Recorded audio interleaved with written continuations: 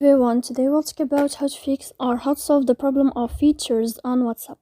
To know how to fix or how to solve features on WhatsApp, you should just go to settings. Here we click apps, default apps, app settings. After that, you will enter to the window or to the app of WhatsApp and you click. Here in this list of app info, you will click on first stop and you click OK. Then you will enter to the window of storage. Here we click clear cache. Don't click clear data because that can cause you errors in your app. And in the end, you can go to Play Store. You can search about WhatsApp. If you'll find here updates, then you can click to update on your app. So please don't forget to support us by like and subscribe. See you next time in another video, and thank you for your attention and your watching.